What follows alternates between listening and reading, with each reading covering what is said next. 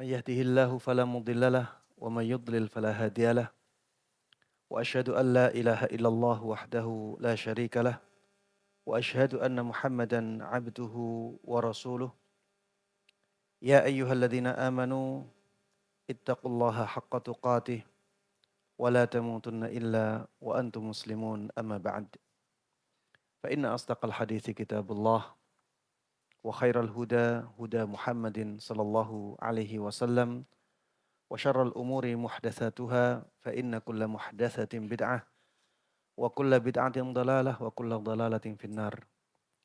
Para jemaah sekalian, hadirin dan hadirat, teman-teman yang kami muliakan, kami cintai karena Allah Subhanahu wa taala. Alhamdulillah, kita panjatkan puja dan puji syukur kita kehadirat Allah Subhanahu wa taala atas nikmat-nikmatnya yang tak terhingga, yang terus Allah berikan kepada kita.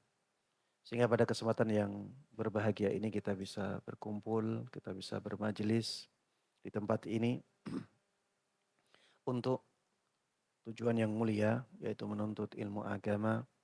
Mudah-mudahan Allah Subhanahu wa taala menjadikan amalan ini benar-benar ikhlas hanya untuk mendapatkan balasan dan pahala dari Allah Subhanahu wa taala. Niat kita untuk mendapatkan ilmu dan mengamalkannya, kalau bisa menyebarkannya. Niat kita untuk memperjuangkan agama Allah Subhanahu wa taala. Mudah-mudahan dengan niat-niat yang mulia tersebut Allah Subhanahu wa taala memberikan kepada kita pahala yang agung dan ilmu yang bermanfaat dan berkah. Amin amin ya rabbal alamin. Salawat dan salam, keberkahan dan kenikmatan semoga selalu terlimpahkan dan tercurahkan kepada Nabi yang sangat kita cintai dan sangat kita junjung tinggi, Nabi Agung Muhammad sallallahu alaihi wasallam. Begitu pula kepada seluruh keluarga beliau, seluruh sahabat beliau dan seluruh kaum muslimin yang mengikuti beliau dan para sahabatnya dengan baik hingga hari akhir nanti. Para jamaah sekalian, hadirin dan hadirat, rahimana wa rahimakumullah. Kita pada kesempatan kali ini akan mengangkat tema tentang keutamaan salat ya. Ibadah salat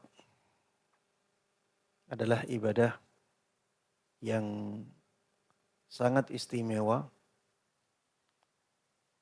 dan sangat dicintai oleh Allah Subhanahu wa taala. Banyak sekali dalil-dalil yang menunjukkan tentang keutamaan salat ini.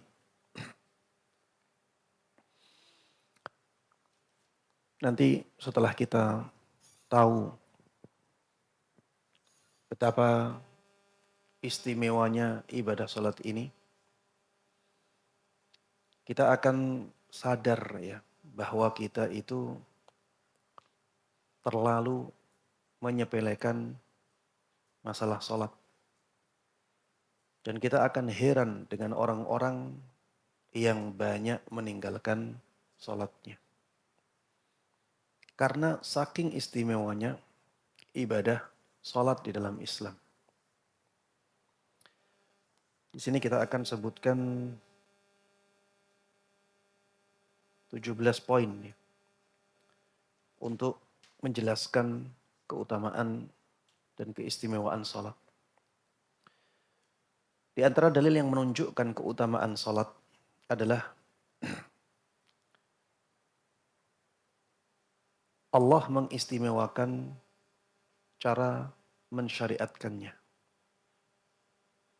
Tidak ada ibadah di dalam Islam yang cara pensyariatannya itu seperti salat. Semua ibadah di dalam Islam itu cara pensyariatannya dengan wahyu. Allah turunkan wahyu kepada Nabi Muhammad SAW. Kemudian setelah itu jadi syariat. Sedangkan salat tidak demikian. Allah bisa menurunkan wahyu untuk mewajibkan salat. Tapi Allah ingin mengistimewakan salat ini. Makanya Allah Subhanahu wa taala mensyariatkannya itu dengan cara yang sangat istimewa. yaitu dengan mengangkat Nabi Muhammad sallallahu alaihi wasallam untuk menghadap kepada Allah secara langsung.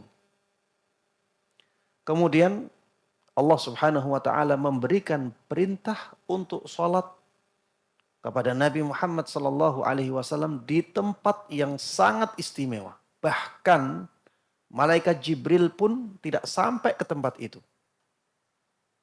Malaikat Jibril tidak bisa sampai ke tempat itu. Disitulah Allah Subhanahu wa taala mensyariatkan ibadah salat 5 waktu ini. Ini menunjukkan ya betapa istimewanya syariat salat 5 waktu. Kalau tidak istimewa, Allah tidak akan melakukan yang seperti ini. Yang kedua, Allah Subhanahu wa taala menginginkan salat ini dilakukan 50 kali dalam sehari. 50 kali dalam sehari. Itu artinya kalau kita bagi ya 24 jam, itu kurang dari setengah jam. 24 kali 2 baru 48. Sebenarnya Allah Subhanahu wa taala menginginkan kita dalam sehari semalam itu sholat 50 waktu. Bukan 50 rakaat. 50 waktu. Dan itu menunjukkan kecintaan Allah Subhanahu wa taala yang sangat tinggi terhadap amalan salat ini. Allah Subhanahu wa taala sangat mencintai amalan salat. Makanya jangan sampai kita menyepelekannya, menyia-nyiakannya. Jangan sampai kita meremehkannya. Alhamdulillah ya Allah Subhanahu wa taala memberikan keringanan kepada kita. Akhirnya yang Allah wajibkan hanya 1/10. Yang asalnya 50 kali menjadi hanya 5 kali. Dan pahalanya pun seperti 50 kali. Alhamdulillah. Itu kemudahan yang Allah berikan. Itu rahmat dari Allah Subhanahu wa taala. Jangan sampai setelah kita dimudahkan oleh Allah Subhanahu wa taala masih malas-malasan untuk menjalankan ibadah salat ini. Para jemaah sekalian rahimana wa rahimakumullah. Kalau kita benar-benar ingin mendapatkan cintanya Allah Subhanahu wa taala, maka dapatkan cinta itu dari amalan salat. Karena ini amalan yang sangat dicintai oleh Allah Subhanahu wa taala. Nabi kita Muhammad sallallahu alaihi wasallam itu sampai diperintahkan oleh Allah Subhanahu wa taala untuk salat di sebagian besar malamnya. Qumil laila illa qalila. Salatlah engkau di malam hari kecuali hanya sedikitnya saja. Kecuali hanya sedikit dari malam itu. Kamu tidur. Tapi sebagian besar kamu sholat. Dan Rasulullah Sallallahu Alaihi Wasallam ketika ada masalah. Selalu yang beliau lakukan apa? Salat. Idza hazabahu amrun qama ila salah.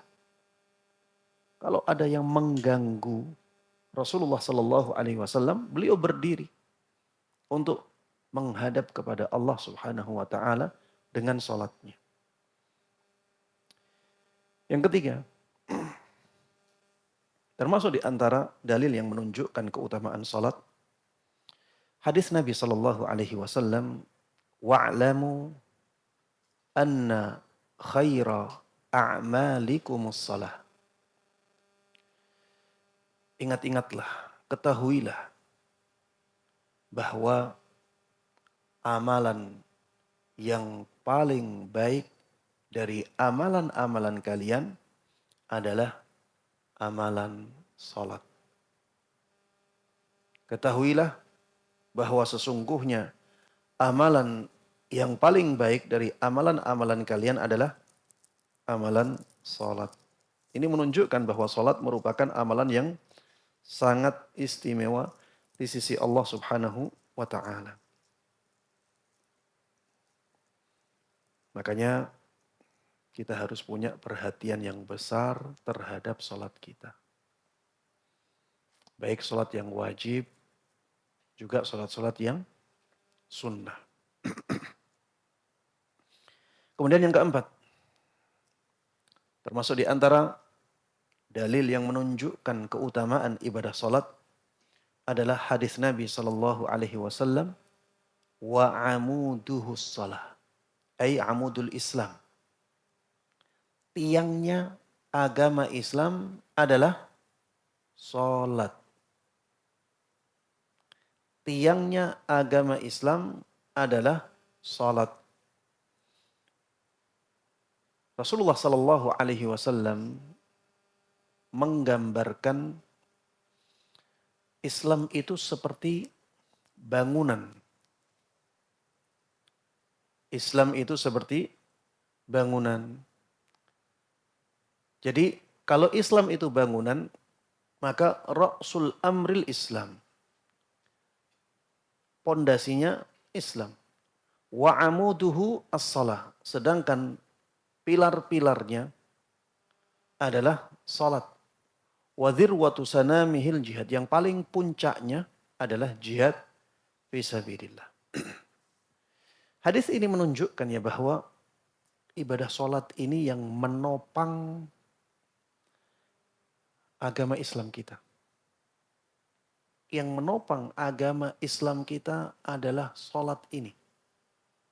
Kalau salat ini kita abaikan, kita remehkan, kita tinggalkan, maka Islam kita pun akan runtuh. Karena bangunan itu tidak ada pilarnya. Makanya Rasulullah sallallahu alaihi wasallam mengatakan, al-ahdul ladzi bainana wa bainahumus salah. Faman tarakaha faqad kafar. Perjanjian antara kami dan mereka adalah salat ini. Inilah pembeda antara kita dengan mereka. Maka barang siapa yang meninggalkan salat ini, maka dia terjatuh ke dalam kekufuran. Dia telah kufur. Ini redaksi yang dipakai oleh Nabi Shallallahu Alaihi Wasallam. Faman tarakaha faqad kafar. Barang siapa yang meninggalkan ibadah salat ini, maka dia telah kufur. Kita bukan sedang mengkafirkan orang yang meninggalkan salat ya. Ini masalah lain nanti ya. Kapan salat, kapan seseorang menjadi kafir ketika meninggalkan salat. Ini permasalahan yang diperselisihkan oleh para ulama. Ada yang mengatakan ini kalau dia menganggap bahwa salat itu tidak wajib. Dia meninggalkan salat karena keyakinannya salat nggak wajib. Maka dia kufur. Tapi kalau dia masih menganggap salat itu wajib, dia meninggalkannya karena malas, makanya kadang dia salat, kadang tidak, maka masih dianggap muslim. Tapi muslim yang rapuh Islamnya. Ini pendapatnya Imam Syafi'i dan banyak ulama yang lainnya. Mayoritas ulama dalam mazhab berpendapat seperti ini. Ada yang mengatakan satu salat wajib saja ditinggalkan itu menjadikan seseorang kufur. Satu salat wajib saja ditinggalkan menjadikan seseorang kufur. Karena Rasulullah Shallallahu Alaihi Wasallam tidak merinci. Barang siapa meninggalkannya maka dia kufur. Ada yang berpendapat, ya ini pendapatnya Syekh Saleh, Syekh Muhammad Ibn Shalih Al-Utsaimin. Kalau dia meninggalkan semua salat, tidak pernah salat sama sekali, maka dia kufur. Karena Rasulullah Sallallahu Alaihi Wasallam mengatakan, "Faman tarakaha Ya, barang siapa meninggalkannya. Dhamir ha ini, kata ganti ha, ini kembali ke as-salah. Ya, kata Syekh Utsaimin, as-salah ini menunjukkan makna umum karena ada alif lamnya. Alif lam dalam as-salah ini menunjukkan makna umum. Sehingga maksud faman tarakaha, barang siapa meninggalkan salat adalah barang siapa meninggalkan semua salatnya.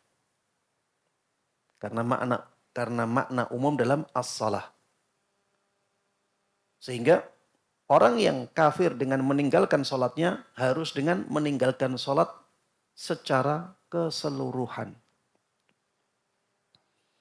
Ini pendapat lain, ya. Walaupun dia masih meyakini kewajibannya, tapi kalau tidak pernah salat sama sekali, menurut pendapat ini kafir. Kalau menurut pendapatnya Syafi'iyah dan mayoritas ulama masih muslim karena masih meyakini Islam, tapi dia terjatuh ke dalam dosa yang sangat besar sekali.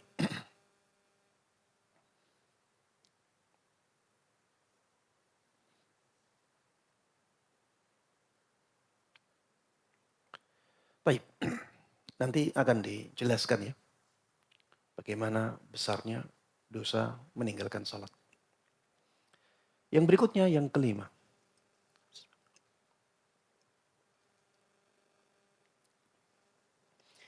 Termasuk di antara dalil yang menunjukkan keutamaan dan keistimewaan ibadah salat adalah hadis dari Nabi kita Muhammad sallallahu alaihi wasallam, "Inna awwala ma yuhasabu bihil abdu yaumal qiyamah min amalihi salatah." Min amalihi salatuhu. Ya. Sungguh amalan seorang hamba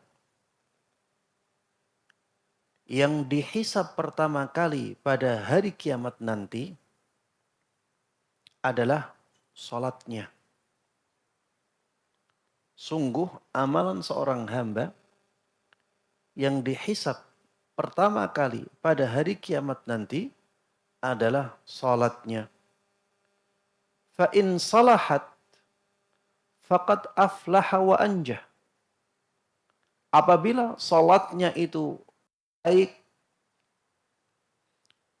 maka dia telah beruntung dan dia selamat. Wa in fasadat faqad khaba wa khasir.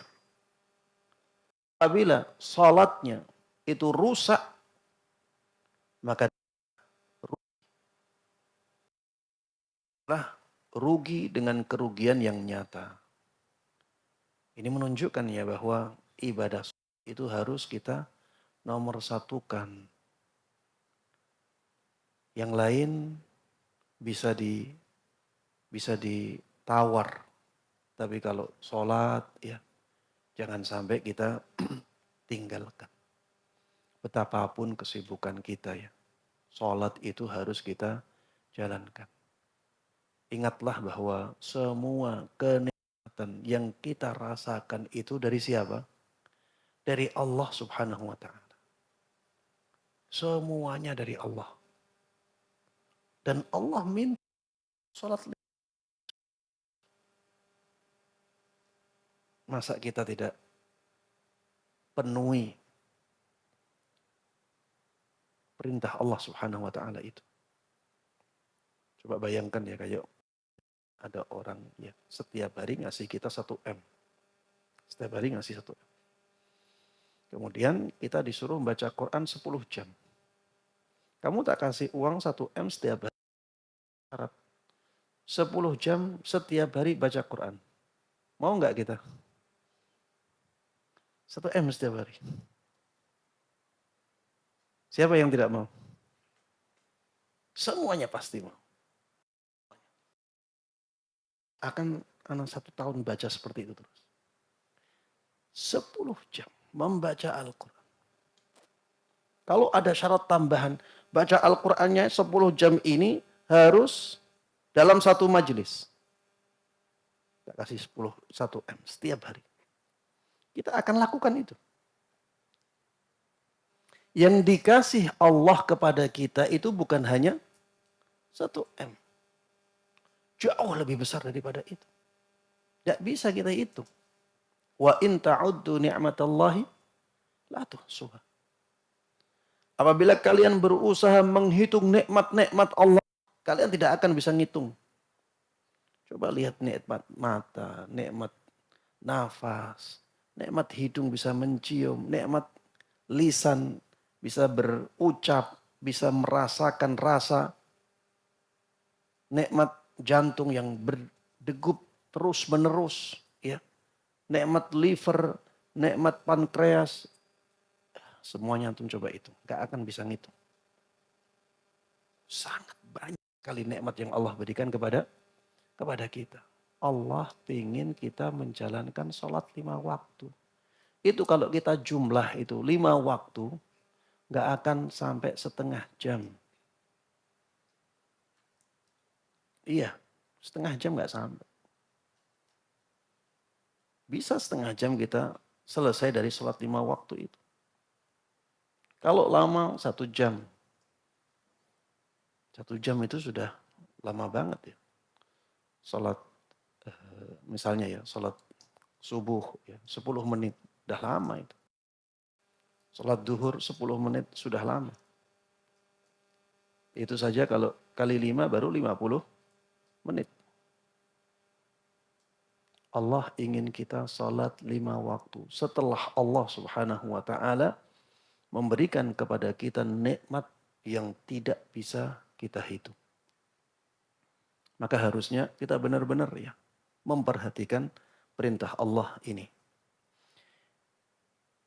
Kalau sholat kita itu tidak benar, maka amalan-amalan ibadah kita akan tidak bermanfaat di akhirat nanti.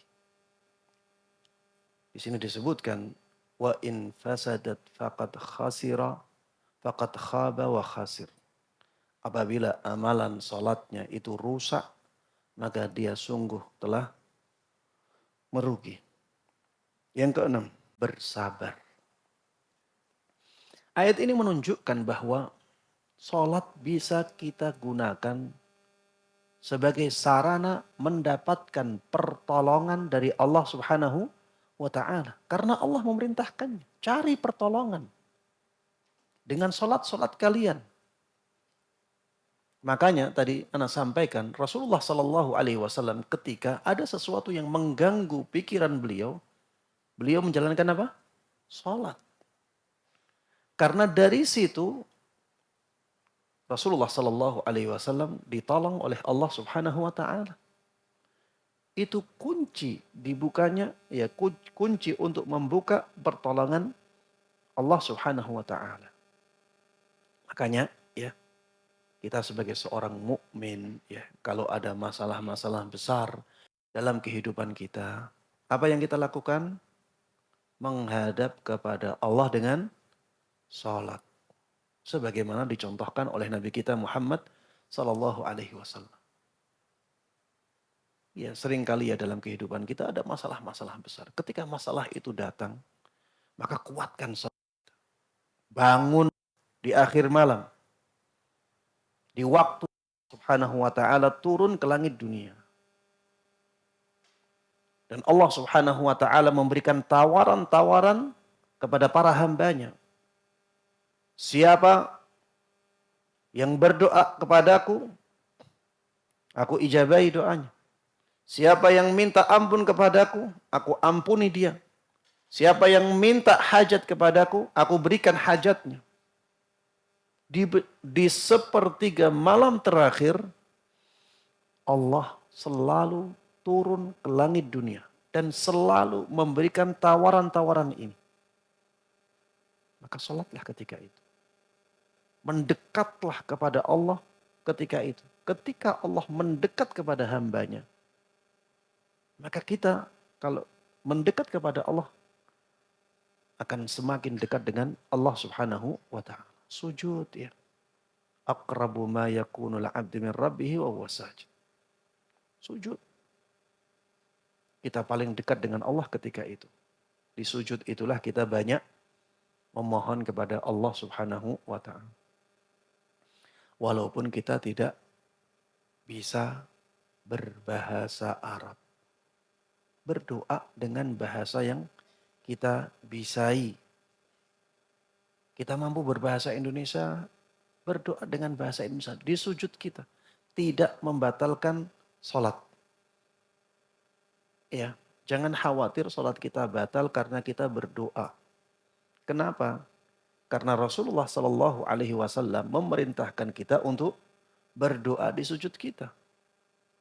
Wa amma fis sujudi fajtahidu fihi minad du'a. Kata Rasulullah Shallallahu Alaihi Wasallam, adapun di dalam sujud, maka bersungguh-sungguhlah kalian untuk berdoa. Berdoa itu, apakah harus dengan bahasa Arab? Jawabannya, tidak. Doa itu hakikatnya permintaan dari orang yang derajatnya di bawah ke orang yang derajatnya di atasnya. Dari seorang hamba kepada sang raja, yaitu Allah Subhanahu wa taala. Itu doa. Dengan bahasa apapun, namanya itu adalah doa. Dan Rasulullah Shallallahu Alaihi Wasallam ketika memerintahkan umatnya untuk bersungguh-sungguh berdoa di dalam sujudnya, beliau tidak membatasi bahasanya.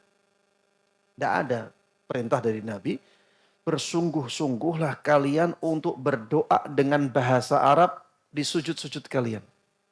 Tidak ada. Yang ada apa? Perintah untuk berdoa.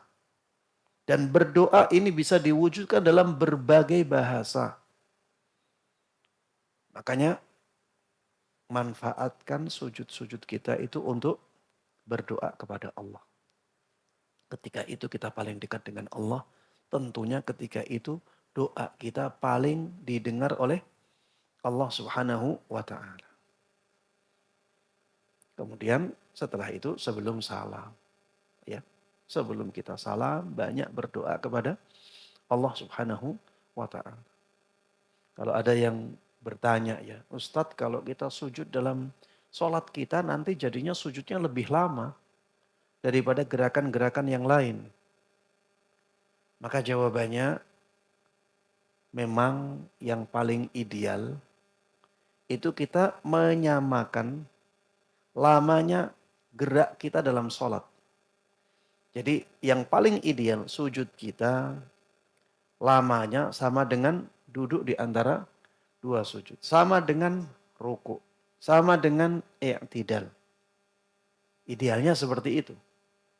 Tapi bukan berarti kita tidak boleh menjadikan sujud lebih lama daripada yang lain. Ideal itu maksudnya paling afdal seperti itu. Tapi bukan berarti kalau kita melamakan sujud kita, berarti kita berdosa. Enggak. Itu juga kebaikan. Melamakan sujud itu kebaikan. Tapi lebih baik lagi, kalau lamanya sujud sama dengan lamanya gerakan-gerakan yang lainnya. Ustaz, apa Rasulullah Sallallahu Alaihi Wasallam pernah lebih melamakan sujudnya? Jawabannya, pernah. Bukankah ada cerita di zaman Nabi Sallallahu Alaihi Wasallam, Rasulullah ketika itu membawa cucunya, kalau tidak Hasan Husain. Kemudian di salah satu sujud beliau sujud lama sekali. Sampai sahabat yang di belakang beliau itu penasaran, ada apa ini? Biasanya sujudnya nggak selama ini. Kemudian sahabat ini ingin melihat Rasulullah. Ada apa? Beliau ngangkat kepalanya. Ternyata beliau melihat ada cucu Rasulullah Sallallahu Alaihi Wasallam yang bermain di atas punggung Rasulullah Sallallahu Alaihi Wasallam. Anak kecil main di atas punggung Rasulullah. Rasulullah biarkan. Dengan cara apa? Dengan cara memperlambat sujud beliau. Beliau melakukannya. Dan tujuannya tidak lebih penting daripada berdoa. berarti boleh. Untuk membiarkan anak bermain di atas punggung saja, kita boleh melamakan sujud. Apalagi untuk berdoa. Apalagi untuk hajat-hajat kita yang sangat penting. Maka tentunya dibolehkan. Memang yang lebih bagus lagi, kita ingin sujud lama, maka lamakan gerakan-gerakan yang lainnya. Itu yang paling afdol, paling ideal seperti itu. Tapi bukan berarti kita tidak boleh melamakan sujud saja. Tetap dibolehkan. Dan ada contohnya dari Nabi kita Muhammad sallallahu alaihi wasallam. Ya, intinya para jemaah sekalian rahimana wa rahimakumullah. Jadikan sholat kita itu sebagai penolong dalam kehidupan kita. Sebagaimana diperintahkan oleh Allah Subhanahu wa ta'ala. Ista'inu bis sabri was salah. Carilah pertolongan Allah itu dengan amalan sabar dan amalan salat.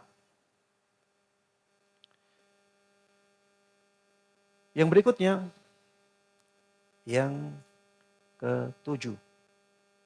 Ya, benar ya?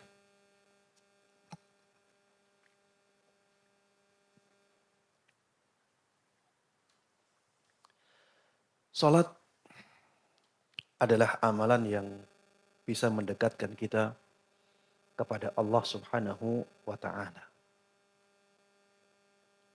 Salat termasuk di antara amalan yang paling bisa ya, Allah Subhanahu wa ta'ala. Dan banyak dalil ya yang menunjukkan hal ini. Di antaranya hadis Nabi sallallahu alaihi wasallam, "Idza kana ahadukum yusalli fala yabsuq qibala wajhihi fa innallaha qibala wajhihi idza shalla." Apabila salah seorang dari kalian mendirikan salat, maka jangan sampai dia meludah ke arah wajahnya. Maksudnya meludah ke depan. Apabila salah seorang dari kalian itu melakukan salat, jangan meludah ke depan. Apa alasannya?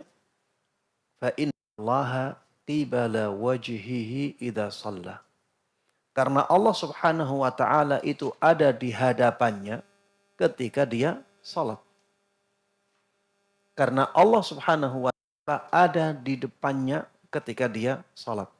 Inna ahadakum idza qama fi salatih fa innahu yunaji rabbah. Sungguh salah seorang dari kalian ketika sedang mendirikan salatnya, dia sebenarnya sedang bermunajat kepada Rabb-nya. Ini hadis-hadis sahih ya. Ana menyebutkan hadis, ana sudah cek dulu hadisnya. Ya kadang-kadang tak sebutkan siapa yang meriwayatkan, kadang tidak. Tapi ana ya ketika menyebutkan hadis, semua hadis yang ana sampaikan sudah ana cek terlebih dahulu. Mungkin ada hadis yang diperselisihkan. Ya ini mengatakan sahih, ini mengatakan tidak sahih. Mungkin ada yang seperti itu. Tapi hadis yang ana sampaikan itu sudah ana cek dahulu. Ya terutama hukumnya Syekh Albani. Ya biasanya ana jadikan sebagai rujukan. Ya. Jadi kalau misalnya ada hadis yang tidak ana sebutkan riwayatnya, ya tidak perlu khawatir, ya. Bisa dicek juga di internet. Insya Allah semua hadis yang ana sampaikan sudah ana cek terlebih dahulu. Ini hadis yang ana sampaikan ini hadis sahih muttafaqun alaih, diriwayatkan oleh Imam Bukhari dan Imam Muslim. Sungguh salah seorang dari kalian apabila sedang mendirikan salatnya, dia sebenarnya sedang bermunajat kepada Rabb-nya. Bermunajat itu dalam bahasa Arab artinya berbisik-bisik. berbisik-bisik, berkomunikasi secara khusus. Dan itu menunjukkan kedekatan. Antum kalau berbisik-bisik dengan teman antum, apa mungkin jaraknya 2 meter? Enggak. Mungkin jaraknya 10 meter? Enggak. Itu kalau 10 meter harus ada suara. Kalau berbisik-bisik ya dekat. Itulah bermunajat. Keadaan seorang hamba yang paling dekat dengan Rabbnya adalah ketika dia sujud. Sujud itu adanya di mana? Salat. Sujud itu adanya di salat. Fa'akthirud du'a. Maka perbanyaklah doa ketika itu.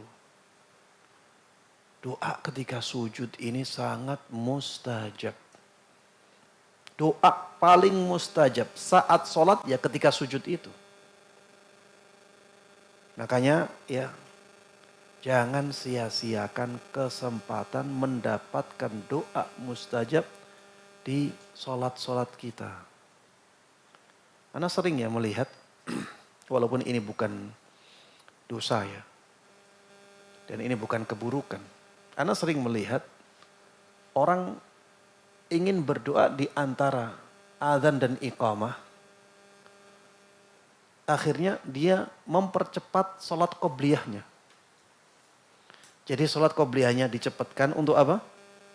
Untuk berdoa di luar sholat setelah salam. Menurut ana malah ini kurang afdal. Ya. Yang lebih bagus lagi, itu dia memanfaatkan sholat qobliyahnya untuk berdoa. Jadi di situ dia dapat 2 sebab mustajabnya doa. Sebab mustajabnya doa yang pertama, dia berdoa di antara azan dan iqamah. Sebab mustajabnya doa yang kedua, dia sedang sujud. Harusnya dia melamakan sholatnya itu. Dan memanfaatkan sujud dan waktu sebelum salam, setelah tasyahud, untuk banyak berdoa kepada Allah Subhanahu wa Ta'ala. Jadi doa di antara adzan dan iqamah itu tidak harus di luar sholat. Tidak harus di luar sholat. Justru ketika berdoanya di dalam sholat, itu malah lebih mustajab. Sebagaimana disampaikan oleh Ibnu Qayyim rahimahullah, beliau sampaikan. Yang artinya, kenapa doa di dalam sholat itu lebih mustajab daripada doa setelah sholat? Walaupun dua-duanya baik. Karena ketika seseorang menghadap kepada raja, maka sebaiknya dia menyampaikan permintaannya itu ketika berhadapan dengan raja. Bukan setelah selesai menghadap raja. Maka begitu pula ketika kita menghadap kepada Allah Subhanahu wa Ta'ala, sampaikan hajat-hajat kita itu ketika kita menghadap kepada Allah Subhanahu wa Ta'ala, bukan setelah kita selesai menghadap kepada Allah Subhanahu wa Ta'ala. Walaupun dua-duanya boleh, dua-duanya baik, tapi yang lebih afdal adalah ketika kita menghadap kepada Allah Subhanahu wa Ta'ala. Baik. Ana ingin juga menambahkan penjelasan ya, agar tidak disalahfahami. Karena ketika tadi dikatakan bahwa Allah itu berada di hadapan orang yang sholat, bisa jadi ada yang memahami apakah berarti zat Allah ketika itu di depan orang yang sholat. Maka jawabannya tidak demikian. Jadi zat Allah itu tidak bercampur dengan makhluknya. Zat Allah Subhanahu wa Ta'ala tidak bercampur dengan makhluknya. Bisa jadi Allah itu berada di atas arasy-Nya dan dia dianggap berada di depan orang yang sholat. Karena di dalam Al-Quran disebutkan Ar-Rahmanu 'alal 'arsy istawa. Ar-Rahman, Allah yang maha pengasih itu berada di atas arsy-Nya. Ini firman Allah Subhanahu wa Ta'ala dan Allah yang lebih tahu tentang dirinya. Hakikatnya bagaimana? Wallahu a'lam, tapi kita faham makna Allah di atas arsy-Nya. Jadi Allah tetap di atas arsy. Dan Allah bisa dalam keadaan seperti itu berada di hadapan orang yang sholat. Ya seperti misalnya matahari ada di depan kita. Apakah matahari itu benar-benar di hadapan kita? Jawabannya tidak. Matahari tetap di atas. Tapi bisa kita katakan ketika arahnya di depan, ya matahari berada di depan kita. Ya, begitu pula Allah Subhanahu wa taala. Allah berada di atas arsy-Nya dan pada keadaan kita salat, Allah berada di depan kita. Makanya dalam Al-Qur'an disebutkan walillahil masyriq wal maghrib fa aynama tuwallu fa thamma wajhullah. Dan hanya bagi Allah Subhanahu wa taala arah timur dan arah barat fa aynama tuwallu. Kemanapun kalian itu menghadapkan wajah, fathamma wajhullah. Di sanalah arahnya Allah Subhanahu wa taala. Di sanalah arahnya Allah Subhanahu wa taala. Ya intinya, ya bukan zat Allah di depan orang yang sedang sholat. Ya, tapi ketika seseorang sedang sholat, Allah Subhanahu wa taala ada di depannya. Ya tidak harus zatnya benar-benar di hadapan orang tersebut. Seperti ketika kita mengatakan matahari ada di depan kita. Bukan zatnya matahari benar-benar di hadapan kita, bukan seperti itu. Tapi yang berikutnya, yang ke-8. Salat adalah amalan yang bisa meleburkan dosa-dosa kita.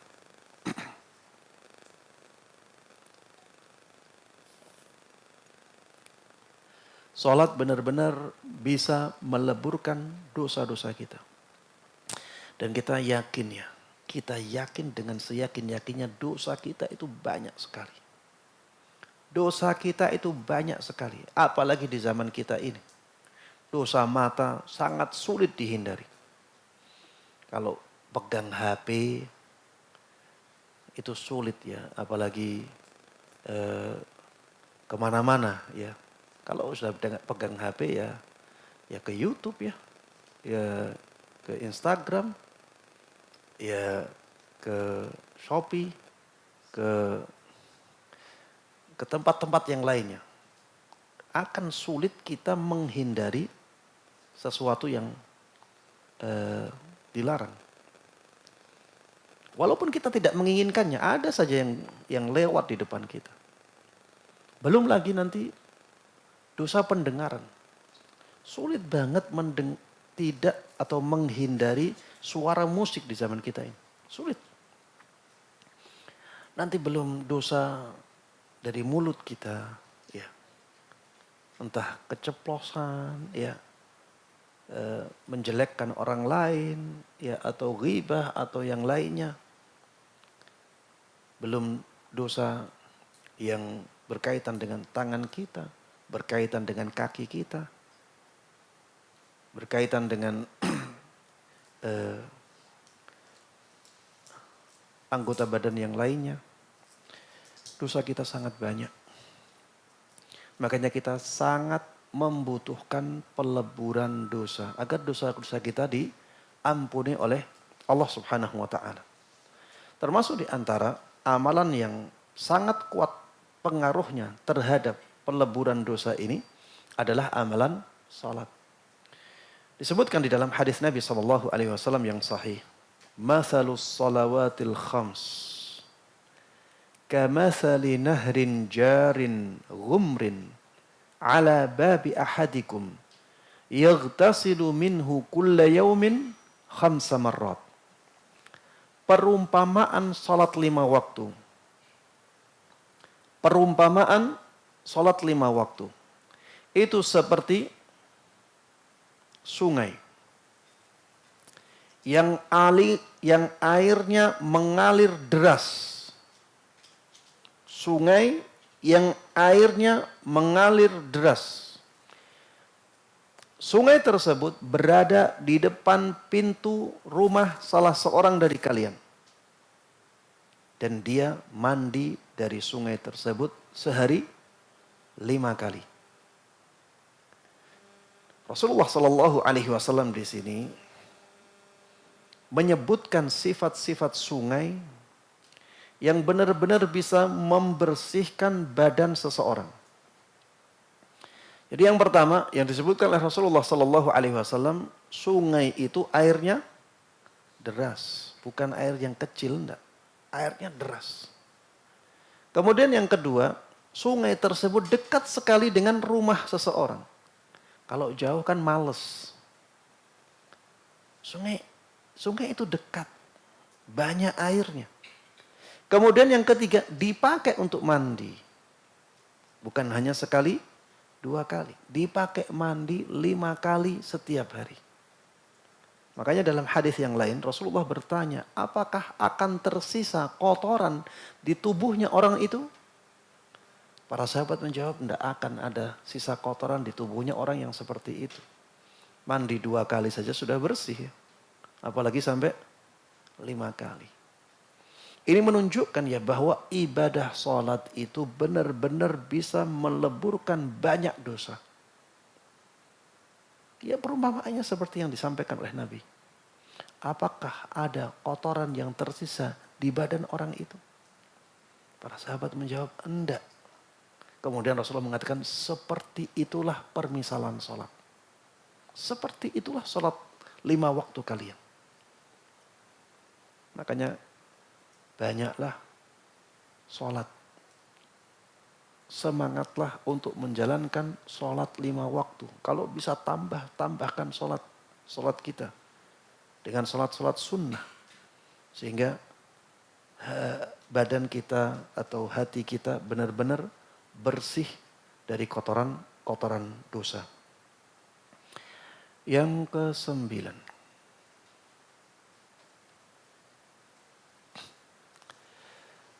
Sholat bisa menjadi sebab tingginya derajat kita di sisi Allah Subhanahu wa ta'ala. Sebab kemuliaan kita di sisi Allah Subhanahu wa ta'ala. Kalau kita ingin mendapatkan derajat yang tinggi di sisi Allah Subhanahu wa ta'ala, semangatlah sholat dan jaga kualitas sholat kita. Karena suatu ketika seorang budak Nabi Shallallahu Alaihi Wasallam yang bernama Thauban mengatakan,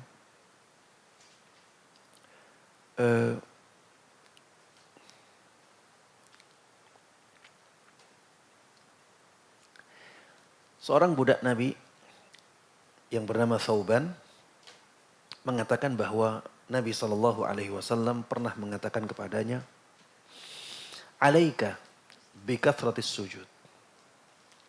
Banyaklah engkau wahai Thauban melakukan sujud. Yang dimaksud dengan sujud di sini apa? Salat. Ya, jangan sampai nanti ada yang pulang dari majelis ini. Ini Rasulullah nyuruh saya sujud. Saya langsung sujud saja. Enggak, ya. Jadi perintah-perintah untuk bersujud itu maksudnya adalah perintah untuk sholat. Kenapa sholat disebut sujud? Karena sujud itulah rukun sholat yang paling agung.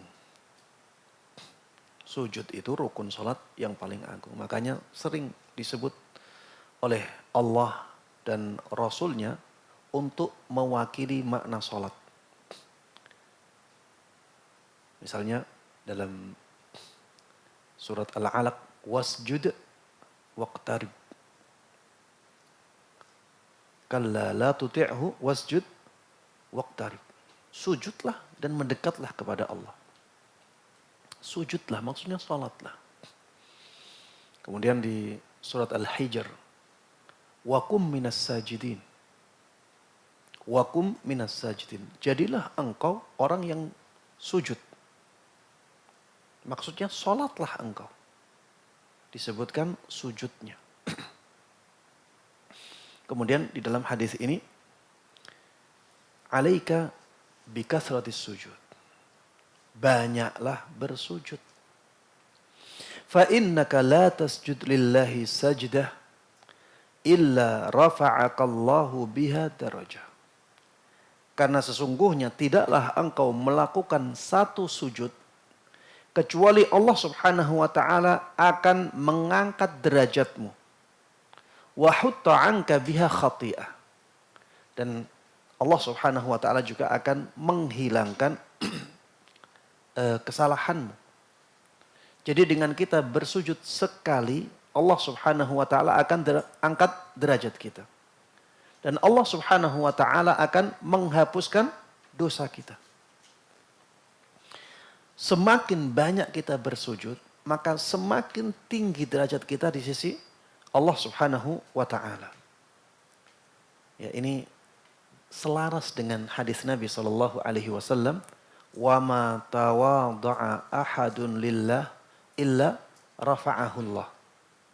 Tidaklah seseorang itu bertawadhu, merendah karena Allah Subhanahu wa taala, kecuali Allah akan angkat dia. Dan di dalam salat kita, posisi kita paling merendah adalah ketika sujud. Ketika sujud itulah kita paling merendahkan diri kita di hadapan Allah Subhanahu wa taala. Makanya dengan itu akhirnya Allah Subhanahu wa taala angkat derajat kita di sisi Allah Subhanahu wa taala. Yang ke-10. Salat adalah cahaya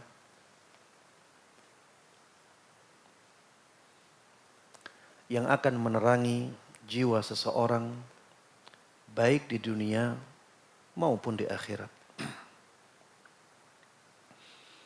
Salat adalah cahaya. Ini jangan dimaknai cahaya yang kasat mata ya. Jangan dimaknai cahaya yang kasat mata. Kalau orang sholat terus nanti ada cahaya yang ada iklannya. Baik. Jangan kita fahami ya bahwa cahaya di sini cahaya kasat mata. Enggak ya, cahaya di sini cahaya yang menerangi jiwa seseorang. Cahaya yang menerangi jiwa seseorang. Sehingga jiwa tersebut menjadi jiwa yang tenang, jiwa yang arahnya jelas. Yang menjadikan hidup seseorang itu menjadi hidup yang mulia. Hidup yang lurus. Karena terang benderangnya jalan kehidupan dia. Karena ada cahaya ini. Di dalam hadis Nabi Muhammad sallallahu alaihi wasallam disebutkan as-salatu nur. Salat itu cahaya. Salat itu cahaya. Semakin kita banyak salat dan semakin bagus salat kita, cahaya itu akan semakin banyak dan semakin kuat. Ketika cahaya itu semakin banyak, semakin kuat, maka kehidupan kita akan menjadi kehidupan yang indah. Kehidupan yang terang benderang. Kehidupan yang jelas, terarah, mulia. Kehidupan yang baik. Karena cahaya dari salat-salat kita. Kemudian di akhirat nanti disebutkan oleh Nabi kita Muhammad sallallahu alaihi wasallam, "Basyiril masya'ina fi dhulami ilal masajidi bin nurit tami yaumal qiyamah." Berikanlah kabar gembira kepada orang-orang yang berjalan di malam hari untuk menuju ke masjid. Apa kabar gembiranya? Bin nurit tami yaumal qiyamah. Dengan cahaya yang sempurna di hari kiamat nanti. Dalam hadis yang lain Rasulullah sallallahu alaihi wasallam menyabdakan, "Man hafadha 'alaiha kanat lahu nuran wa burhanan wa najatan yaumal qiyamah." Barang siapa yang menjaga salat 5 waktu, maka di hari kiamat nanti salat tersebut akan menjadi cahayanya, akan menjadi hujjah untuk dia yang membela dia, dan dia akan mendapatkan keselamatan dari salat itu. Jadi Salat itu cahaya, salat itu keselamatan. Ini manfaat yang sangat luar biasa dari salat kita. Makanya ya, orang yang salat itu beda dengan orang yang tidak salat. Bahkan bisa terlihat di wajah-wajah manusia. Pengaruh salat itu tampak di wajah manusia. Simahum fi wujuhihim min atharis sujud. Tanda-tanda mereka itu tampak di wajah-wajah mereka karena pengaruh sujud mereka. Bukan tanda hitam itu, bukan. Dan kita juga tidak mencela tanda hitam. Tanda hitam apabila tidak dibuat-buat, memang terjadi dengan sendirinya karena banyaknya sujud seseorang, tidak masalah. Yang menjadi masalah itu kalau orang membuat-buatnya, biar dilihat sebagai orang yang banyak sujudnya, akhirnya dia kalau sujud itu sambil digosok-gosok. Agar ada tanda hitam itu. Ini yang tercela. Tapi kalau misalnya ya dia sujud biasa, tapi karena banyak sujudnya, kemudian mungkin karpetnya karpet yang kasar atau keras, akhirnya ada tanda hitam itu, maka ini bukan sesuatu yang tercela. Tapi yang dimaksud dalam ayat ini bukan itu.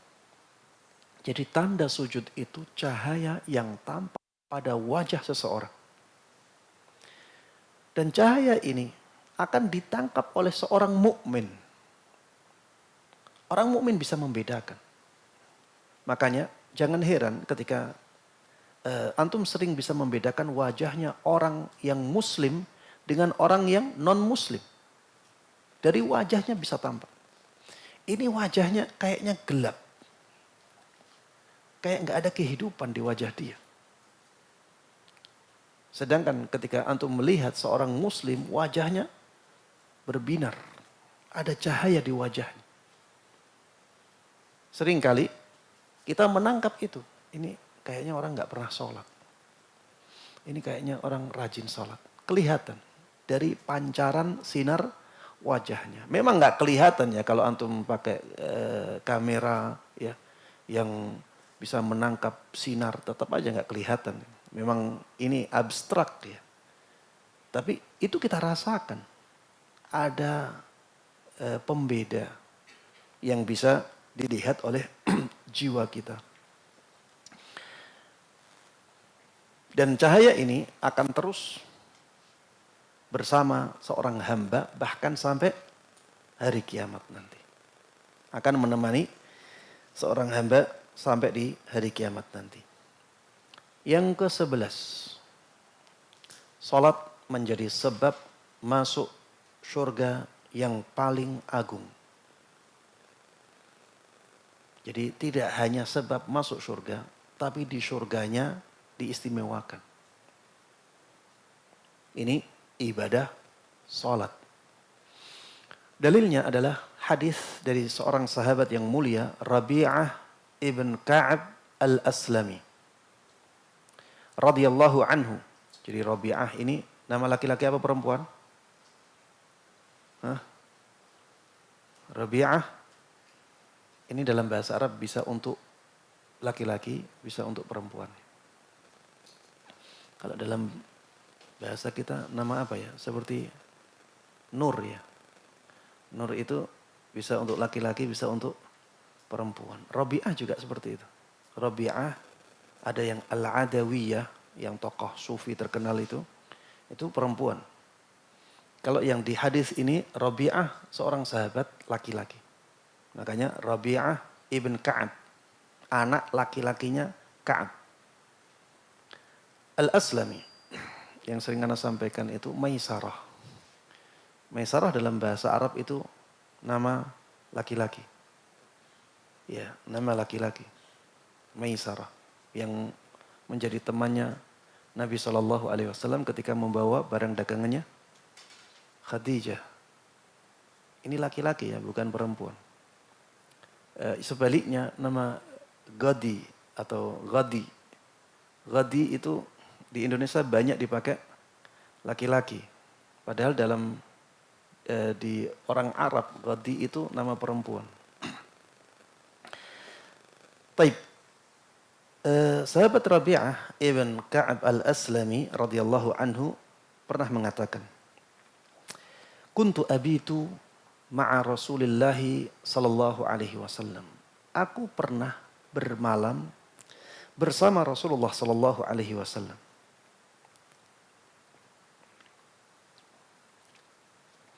Fa'ataituhu biwadu'ihi wa hajatihi. Maka aku pun datang dengan air wudunya Nabi sallallahu alaihi wasallam dan sebagian barang yang dibutuhkan oleh beliau. Ya biasanya handuk ya. Jadi sekalian wudu, sekalian mengusap bekas wudunya. Atau yang lainnya ya. Mungkin sandalnya atau yang lainnya. Intinya Rabi'ah ketika itu sedang melayani Rasulullah sallallahu alaihi wasallam. Di malam itu beliau membawakan air wudu untuk Nabi sallallahu alaihi wasallam dan hajat beliau yang lainnya. Faqala li. Maka Rasulullah sallallahu alaihi wasallam mengatakan kepadaku, "Sal." Subhanallah ya. Coba kalau keadaan antum ketika itu bersama Nabi, apa yang antum inginkan? Jadi Rasulullah mengatakan kepada Rabi'ah, sekarang mintalah sesuatu. Mintalah sesuatu. Apa yang antum akan minta? Apa yang diminta oleh Rabi'ah radhiyallahu anhu menunjukkan perhatian beliau yang sangat besar terhadap akhirat beliau. Beliau mengatakan, As'aluka murafaqataka fil jannah. Aku minta kepadamu, wahai Rasulullah sallallahu alaihi wasallam, agar aku bisa menjadi temanmu di surga. Agar aku bisa menemanimu di surga. Luar biasa permintaan ini. Apa kata Rasulullah sallallahu alaihi wasallam? Aw ghaira dzalik? Tidak ada yang lain. Ini permintaan berat ini. Apa enggak ada permintaan yang lain? Kemudian sahabat Rabi'ah mengatakan, huwa dzak. Hanya itu permintaanku. Jadi Rasulullah menginginkan jangan minta yang itulah, itu sangat berat. Coba minta yang lain. Tapi sahabat Rabi'ah tetap mengatakan, tidak ada yang lain. Hanya itu wahai Rasulullah. Maka Rasulullah sallallahu alaihi wasallam mengatakan, fa'a'inni ala nafsika bikathratis sujud. Kalau begitu bantu aku agar bisa menjadikan dirimu seperti itu dengan banyaknya engkau bersujud. Dengan banyaknya engkau sholat. Kalau kamu ingin seperti itu, menjadi temanku di surga, maka bantu aku dalam doaku dengan amalanmu memperbanyak ibadah sholat. Dari hadis ini kita bisa mengambil kesimpulan bahwa ibadah sholat ini luar biasa pengaruhnya terhadap derajat seseorang di surga nanti. Sampai seseorang bisa mencapai derajat yang sangat tinggi bersama Nabi Sallallahu Alaihi Wasallam. Banyaklah melakukan ibadah sholat. Yang ke-12, sholat bisa mencegah seseorang dari perbuatan keji dan mungkar. Dan ini manfaat yang sangat besar ya dari ibadah sholat kita. Terutama di zaman kita ini yang telah tersebar dan sangat kuat sebab-sebab perbuatan keji dan perbuatan mungkar. Godaannya sangat luar biasa. Jangankan zaman ini ya. Di zaman ulama salaf saja ada yang mengatakan laisal ajab mimman halak kaifa halak walakinnal ajab mimman naja kaifa naja. Tidak mengherankan. Ada orang yang binasa, bagaimana dia bisa binasa? Ini di zaman ulama salafi. Tapi yang lebih menakjubkan atau yang benar-benar menakjubkan adalah ketika ada orang yang selamat. Bagaimana dia bisa selamat? Di zaman kita ini, kerusakan sudah sangat merajalela.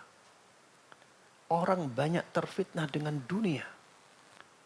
Karena dunia itu akhirnya mereka melakukan kemaksiatan-kemaksiatan kepada Allah Subhanahu wa taala dan menggoda yang lainnya untuk melakukan hal yang sama.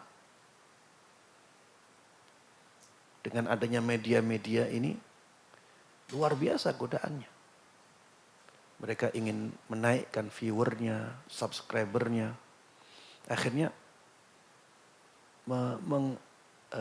membuat konten-konten yang penuh dengan syahwat. Konten-konten yang benar-benar bertentangan dengan syariat. Yang penting viewernya banyak. Yang penting subscribernya banyak. Akhirnya ya dia dapat uang memang. Tapi dosa jariah dia juga ya terus dapatkan. Na'udzubillahi min dzalik. Belum godaan-godaan yang lainnya. Ya ada pinjol lah. Ada judol lah. Dan yang lainnya. Sangat banyak sekali godaan-godaan keburukan di zaman kita ini. Godaan perzinaan luar biasa. Godaan yang berkaitan dengan syahwat farji, syahwat kemaluan sangat luar biasa di zaman kita ini. Kalau masih ada orang di zaman kita ini yang bisa menjaga kemuliaannya, bisa menjaga agamanya, bisa terhindar dari godaan-godaan kesyirikan, godaan-godaan kebid'ahan, godaan-godaan penyimpangan yang sangat merajalela, maka itu sesuatu yang sangat menakjubkan sekali. Itu suatu nikmat yang sangat besar yang Allah berikan kepada orang tersebut. Makanya bersyukurlah kepada Allah Subhanahu wa taala ketika Allah masih menjaga kita di atas sunnah Nabi sallallahu alaihi wasallam. Dengan salat kita akan dijauhkan dari perbuatan keji dan mungkar. Inna salata tanha 'anil fahsya'i wal munkar. Sesungguhnya salat bisa mencegah seseorang dari perbuatan-perbuatan keji dan perbuatan mungkar. Ustadz, ana punya teman, dia masih sholat Ustadz. Tapi ya setelah sholat, ya seperti sebelum sholat. Sebelum sholat auratnya kelihatan semua, ya kecuali hanya sebagian kecil, setelah sholat juga seperti itu. Tidak ada pengaruhnya Ustadz. Gak ngaruh sholatnya. Apakah kita salahkan sholatnya? Apakah kita salahkan ayatnya? Tidak. Pasti yang salah dia. Dia yang salah. Tidak mungkin ayat itu salah. Pasti ada yang tidak beres di sholatnya. Mungkin dia tidak tomak nina. Cepet-cepetan sholat. Akhirnya tidak diterima oleh Allah Subhanahu wa taala. Mungkin dia nggak khusyuk. Sholat, tapi yang dipikirkan yang lainnya. Mungkin dia nggak ikhlas. Dia sholat hanya agar dianggap masih menjalankan sholat. Dan mungkin dia sholat tidak sesuai tuntunan. Sholatnya banyak salahnya, ikut-ikutan selama ini. Dia melakukan sholatnya tanpa memenuhi rukunnya. Tapi dia nggak tahu. Akhirnya sholatnya nggak sah. Ketika sholatnya nggak sah, maka pengaruh sholat itu menjadi ya zong ya atau sangat kecil sekali. Sedangkan pengaruh keburukan sangat kuat sekali. Sehingga yang terjadi ya seperti tidak ada perbedaan antara sholat dia dengan tidak sholatnya dia. Makanya kita itu jangan hanya sholat. Dan perintah dalam Al-Quran, wa aqimus sholah. Bukan misalnya sallu. Wa aqimus sholah itu dirikanlah sholat. Jadi kita disuruh mendirikan sholat. Kata-kata mendirikan sholat menunjukkan bahwa sholatnya itu benar-benar baik. Doanya Nabi Ibrahim apa? Rabbi ja'alni muqimas salah. Bukan Rabbi ja'alni minal musallin. Tapi Rabbi ja'alni muqimas salah. Wahai Rabbku, jadikan aku sebagai orang yang mendirikan sholat. Sebagai orang yang sholat dan sholatnya baik. Orang yang sholatnya baik tentunya sholatnya akan mendatangkan pengaruh positif dalam kepribadian dan perilaku dia. Sebagaimana Allah janjikan. Inna salata tanha anil fahsyai wal munkar. Yang ke-13. Sholat bisa menjadikan seseorang dermawan. Dan hatinya kuat. Sholat bisa menjadikan hati seseorang kuat dan menumbuhkan sifat dermawan pada dia.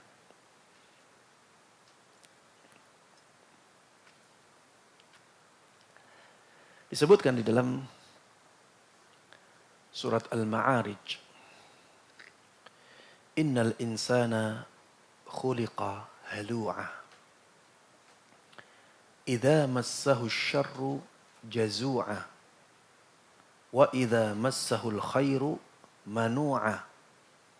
Illa al-musallin. Alladzina hum ala salatihim daimun. Innal insana khuliqa halu'a. Sesungguhnya manusia itu diciptakan dalam keadaan banyak ngeluhnya. Idza massahu syarru jazu'a. Kalau ada keburukan menimpa dia, maka dia ngeluh ke sana ke sini. Wa idza massahul khairu manu'a. Apabila dia mendapatkan kebaikan, maka dia berusaha menahannya sekuat tenaga. Illal musallin. Kecuali orang-orang yang menjalankan salat. Alladzina hum ala salatihim daimun. Yang salatnya mereka itu bisa khusyuk.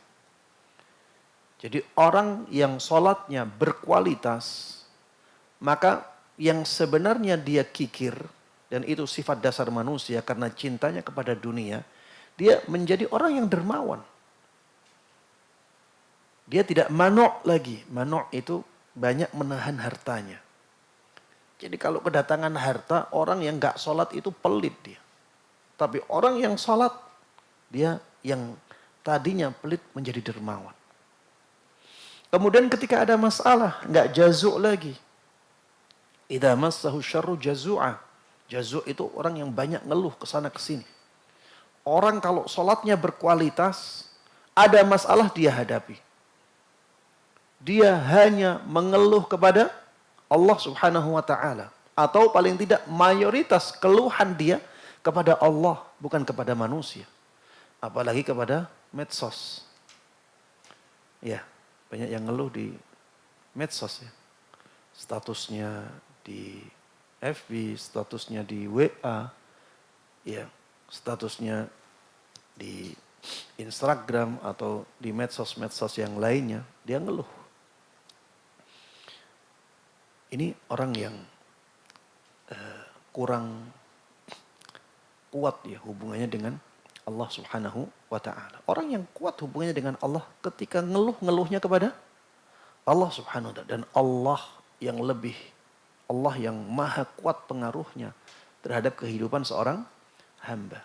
Masalah-masalah kalau kita adukan kepada Allah subhanahu wa ta'ala, maka akan dibereskan oleh Allah subhanahu wa ta'ala.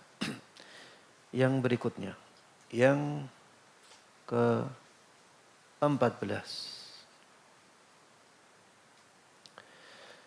Salat bisa menjadi sebab datangnya rizki. Salat bisa menjadi sebab lapangnya harta seseorang. Hal ini berdasarkan firman Allah Subhanahu wa taala di surat Thaha ayat 132. Allah berfirman, "Wa'mur ahlaka bis-shalah." Perintahkanlah keluargamu untuk menjalankan salat. "Wastabir 'alaiha." Dan berusahalah sekuat tenaga untuk bersabar dalam hal tersebut. La nas'aluka rizqa. Kata Allah Subhanahu wa taala, kami tidak meminta rizki kepadamu. Nahnu narzuquk. Justru kamilah yang memberikan rizki kepadamu. Kata para ulama, tidaklah masalah rizki disebutkan setelah perintah untuk sholat, kecuali keduanya sangat berkaitan. Kecuali ada hubungan yang kuat antara masalah rizki dengan sholatnya seseorang. Ya di sini Allah Subhanahu wa taala di awal ayat memerintahkan seseorang untuk memerintahkan keluarganya untuk sholat. Kemudian setelah itu disinggung tentang rizki. Maka ini menunjukkan bahwa sholat itu ada hubungan yang erat dengan rizki seseorang. Kalau sholat kita baik, insya Allah rizki kita akan dicukupi oleh Allah Subhanahu wa ta'ala. Dan sebenarnya ini ada hubungannya ya dengan firman Allah Subhanahu wa ta'ala, "Wa may yattaqillaha yaj'al lahu makhraja wa yarzuqhu min haitsu la yahtasib." Barang siapa yang bertakwa kepada Allah Subhanahu wa ta'ala, maka Allah akan berikan kepada dia solusi. Dan Allah akan berikan rizki kepada dia dari jalan yang tidak dia sangka-sangka. Salat itu bagian dari ketakwaan. Salat itu bagian dari ketakwaan. Sehingga ketika seseorang salat, ya, dia sebenarnya menjalankan ketakwaannya dan masuk dalam ayat yang tadi, ya. Wa yarzuqhu min haitsu la yahtasib. Allah akan memberikan kepada dia rezeki dari jalan yang tidak dia sangka-sangka. Yang berikutnya yang keberapa ini? Yang ke-15. Salat itu sangat besar manfaat baiknya untuk kita sebagai manusia.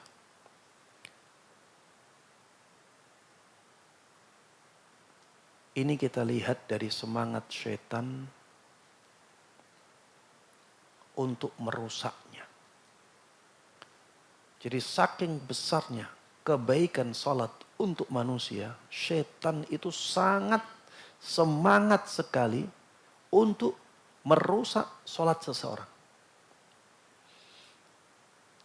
Karena setan itu memang musuh bebuyutannya manusia. Dan setan tahu salat ini luar biasa kebaikannya untuk manusia. Mereka berusaha sekuat tenaga untuk merusak salat seseorang. Ada hadis yang masyhur ya. Setan itu mereka kalau mendengar azan, apa yang mereka lakukan? Mereka lari terbirit-birit, disebutkan dalam hadis sampai terkentut-kentut. Itu menunjukkan lari yang nggak biasa itu. Sampai terkentut-kentut. Antum pernah lari sampai terkentut-kentut? Iya. Rasulullah sallallahu alaihi wasallam mengatakan, "Idza nudiya lis-shalah adbara syaitan wa lahu durat." Ketika salat dikumandangkan, ketika azan dikumandangkan, maka syaitan itu lari dan dia ada kentutnya. Berarti dia larinya terkentut-kentut. Hatta la yasma'at ta'zin. Sampai di tempat yang dia tidak mendengar azan lagi. Nggak ada suara adzan di tempat itu. Fa'idha qadan nida aqbal. Subhanallah. Kalau adzannya selesai, syaitan balik lagi ke masjid. Jadi antara masjid itu dengan tempat yang tidak terdengar adzan, jauh tidak? Jauh, apalagi di zaman kita ini. Ada pengeras suara. Itu jauh sekali. Tapi walaupun sejauh itu, adzan selesai, balik lagi dia ke masjid. Hatta idza thuwiba bis-shalah adbar. Sampai ketika iqamah dikumandangkan lagi, dia lari juga. Lari ke tempat yang tidak dia dengar adzan di tempat itu. Hatta idza qadat tathwib aqbal. Tapi ketika iqamah selesai, dia datang lagi ke masjid. Coba lihat ya, betapa besarnya perjuangan syaitan untuk mengganggu manusia di masjid. Hatta yakhtira bainal mar'i wa nafsih. Yaqulu udhkur kada, lima lam yakun yadhkur. Sampai akhirnya syaitan itu membisikkan sesuatu ke benak orang-orang yang sedang sholat. Ingat ini, ingat ini. Pada sesuatu yang sebelumnya tidak dia ingat. Makanya jangan heran ya. Kalau antum kehilangan kunci di dalam sholat, antum jadi ingat kuncinya tak simpan di sana, tak tinggal di sana. HP-nya asalnya ketinggalan. Diingatkan sama syaitan, HP-mu ketinggalan. Ya, yang sedang belajar ilmu agama, ya, juga diingatkan oleh syaitan ilmu. Jawaban masalahmu itu sebenarnya ini. Syaitan berusaha merusak sholat seseorang dengan cara seperti itu. Hatta yadhalla ar-rajulu la yadri kam shalla. Sampai akhirnya orang yang sholat itu tidak tahu lagi berapa rakaat dia dalam sholatnya. Jadi lupa ini rakaat yang keberapa. Jadi gerakannya ya seperti gerakan orang yang sholat yang biasa ya. Karena dia sudah sholat beberapa kali walaupun ya pikirannya ke dunia lain. Ya, gerakannya bisa masih sama. Tapi masalahnya dia akhirnya tidak tahu sekarang di rakaat yang keberapa.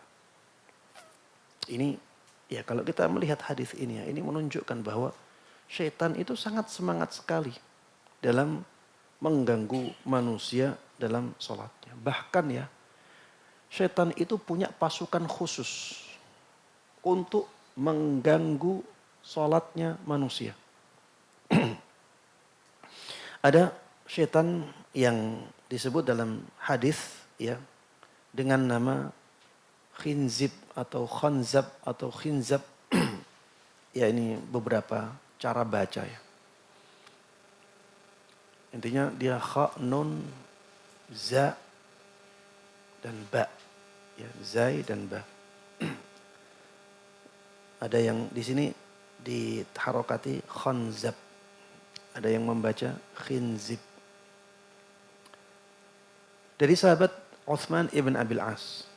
Beliau pernah mendatangi Nabi SAW kemudian mengatakan, Ya Rasulullah, inna syaitana qad hala baini wa baina salati wa qiraati. Wahai Rasulullah SAW, sesungguhnya syaitan telah menghalangi antara aku dan bacaanku dalam salat. Jadi Uthman ibn Abil As ini ingin baca Al-Quran tapi susah. Baca Al-Quran tapi susah. Yalbisuha alayya. Dia mengganggu bacaanku. Faqala Rasulullah sallallahu alaihi wasallam. Maka Rasulullah sallallahu alaihi wasallam mengatakan, "Dzaka syaitan yuqalu lahu khanzab."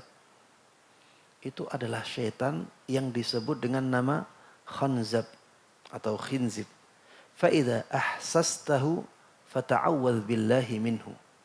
Maka kalau kamu merasakan kedatangan dia, maka mintalah perlindungan kepada Allah Subhanahu wa taala dari godaan dia. Ya, maksudnya membaca a'udzubillahi minasyaitonirrajim. Ya.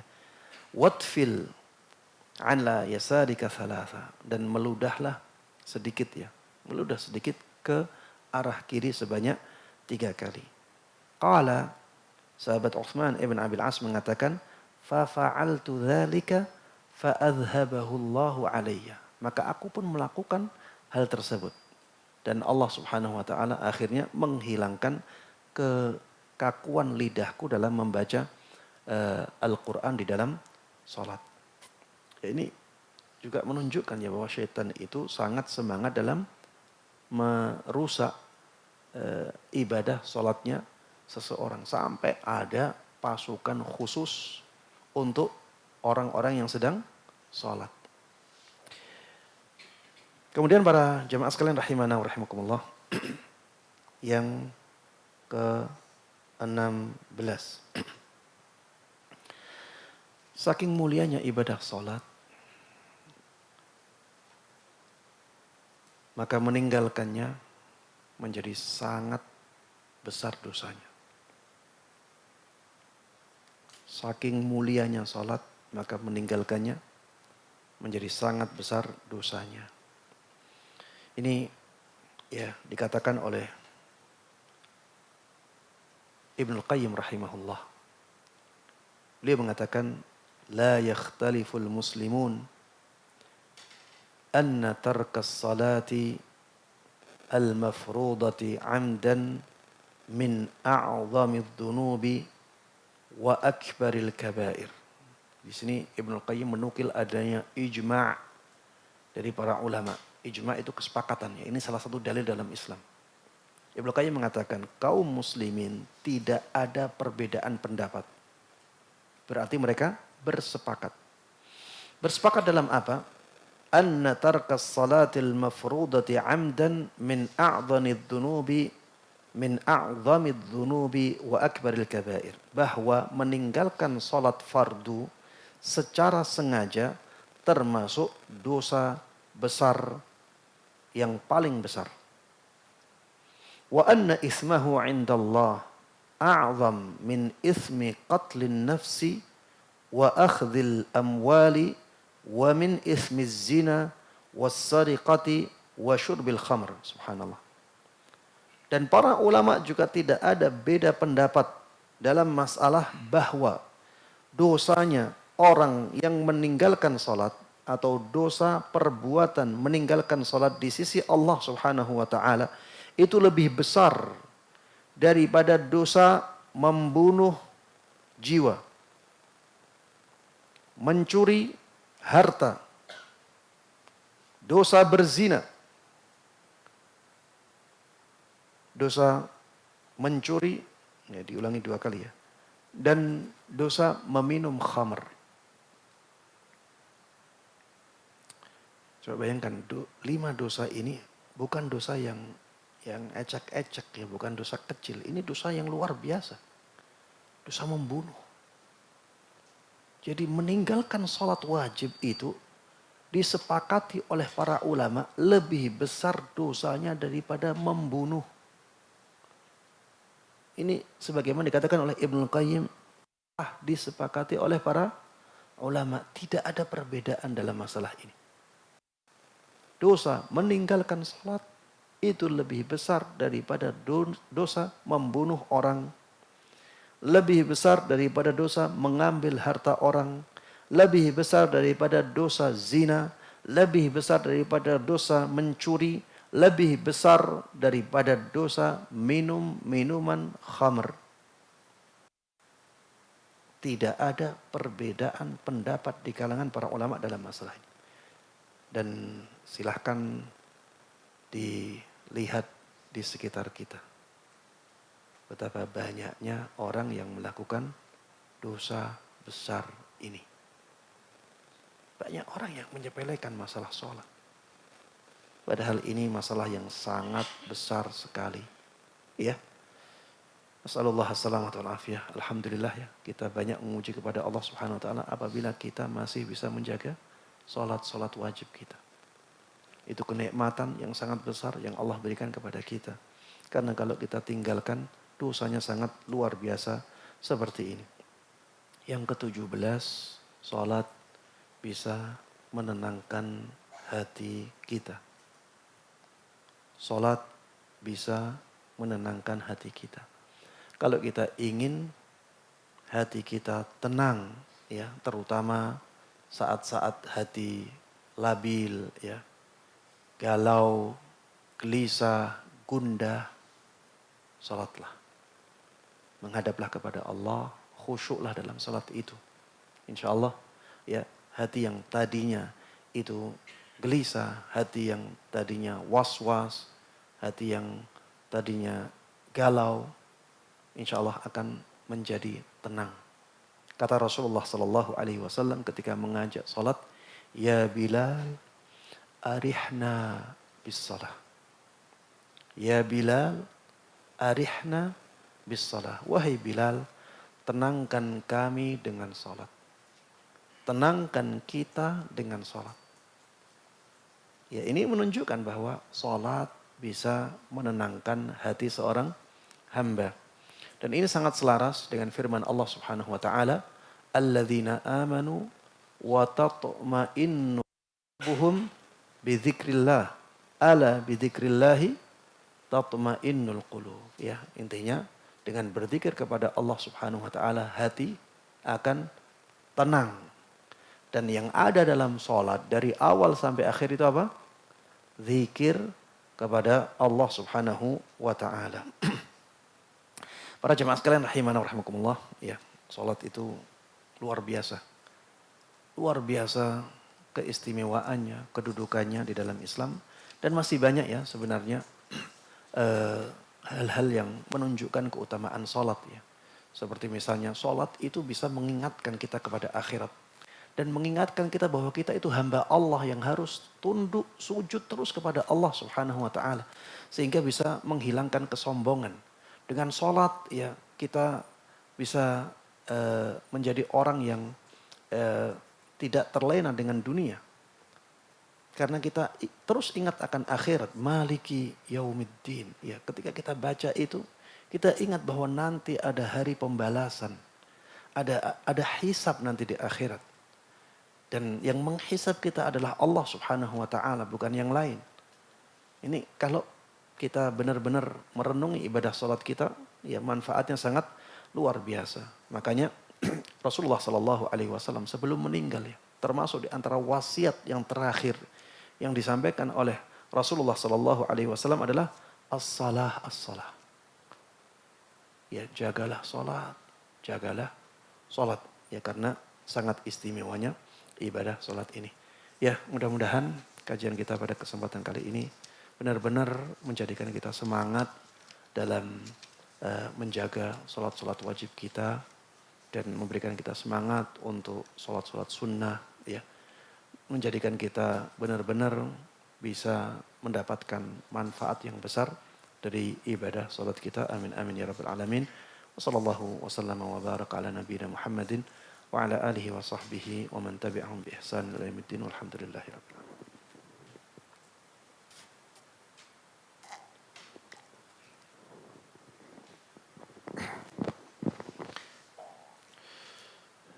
Waktunya 10 menit lagi, ya. Bismillah, Assalamualaikum warahmatullahi wabarakatuh. Waalaikumsalam warahmatullahi wabarakatuh. Afan Ustadz, kadang ana suka ada rasa kesal. Ana sering tidak bisa fokus di dalam sholat, terutama sering pada maghrib, karena sangat mengganggu, suaranya begitu keras. Dosakah ana kalau ana kesal di hati? Ana sering tidak bisa fokus di dalam sholat, terutama pada ba'da maghrib, karena sangat mengganggu, suaranya begitu keras. Maksudnya suara apa ini?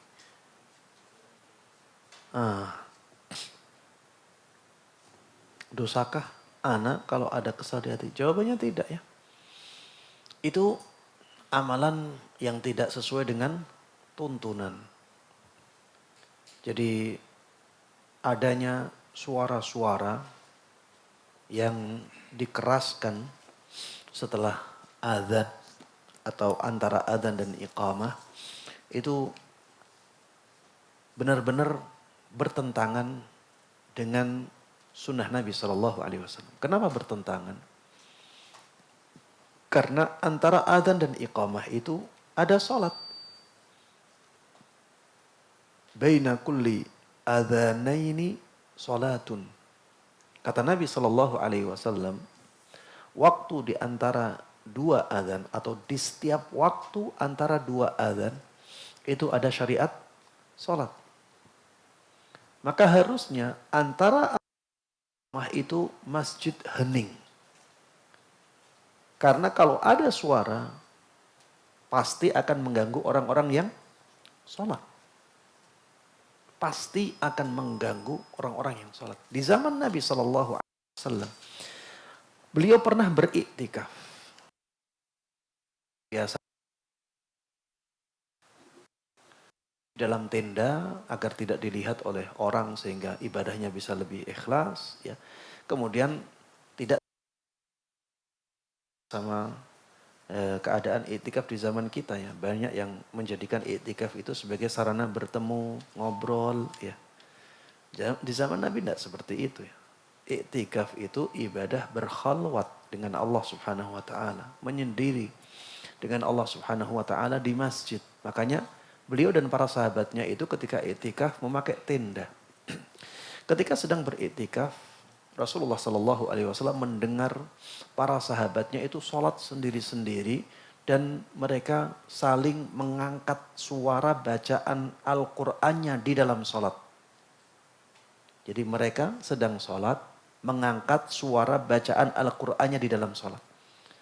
Kemudian ketika Rasulullah Shallallahu Alaihi Wasallam mendengar suara-suara itu, beliau angkat tirai tendanya.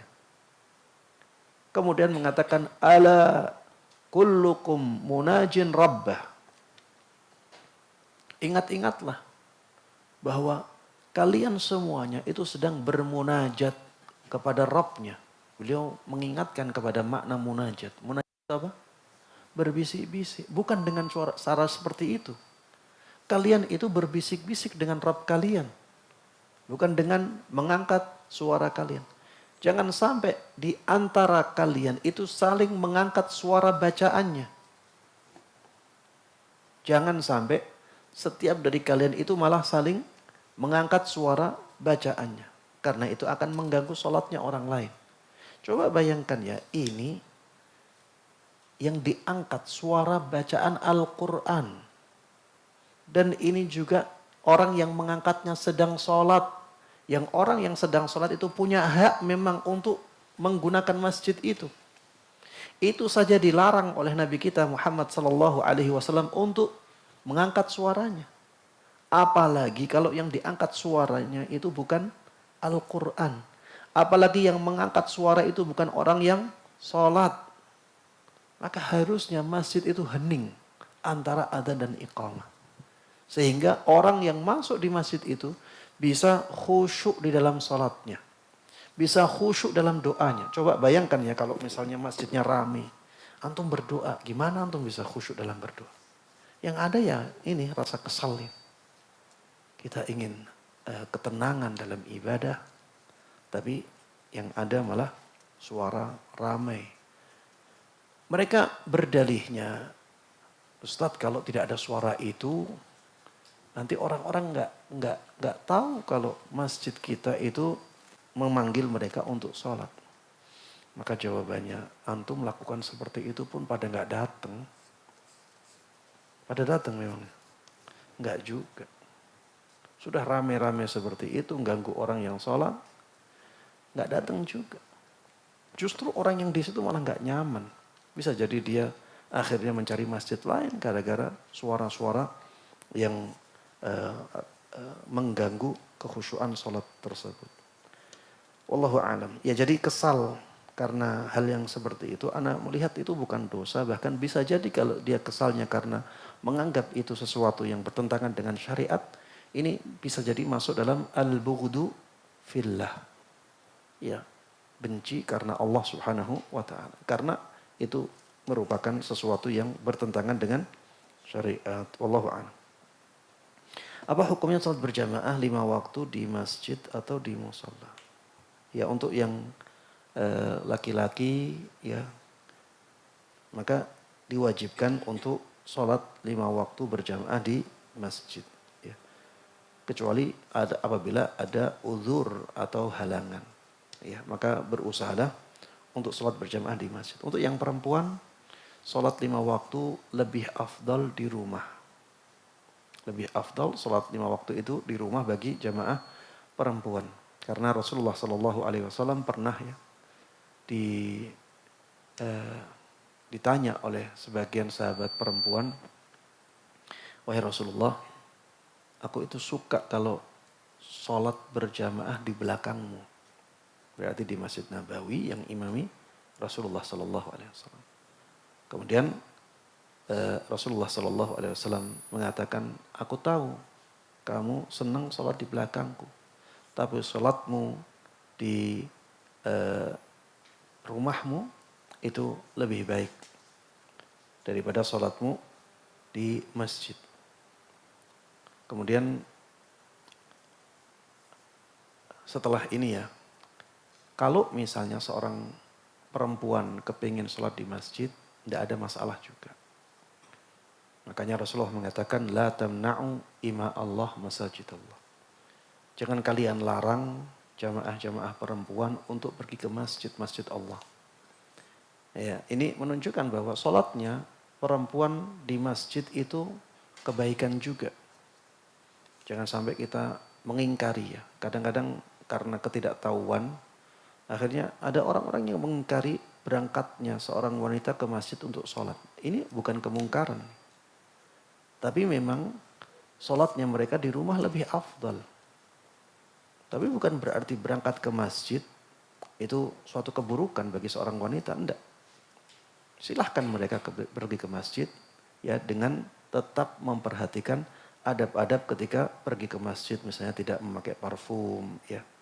Misalnya tidak memakai pakaian-pakaian yang bisa menimbulkan fitnah dan seterusnya, harus diperhatikan.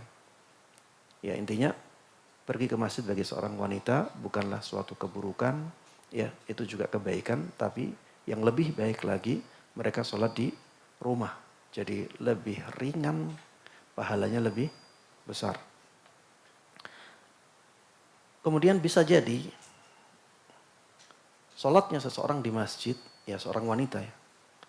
Bisa jadi sholatnya seorang wanita di masjid lebih afdal. Karena pengaruh lain. Ya misalnya kalau dia sholat di rumah itu seringnya telat. Maksudnya bukan telat sampai keluar waktu, enggak. Tapi sampai di akhir waktu kurang 10 menit dia baru terpaksa sholat. Ya. Kalau dia ke masjid bisa sholat di awal waktu. Dan kalau sholatnya di rumah kurang khusyuk.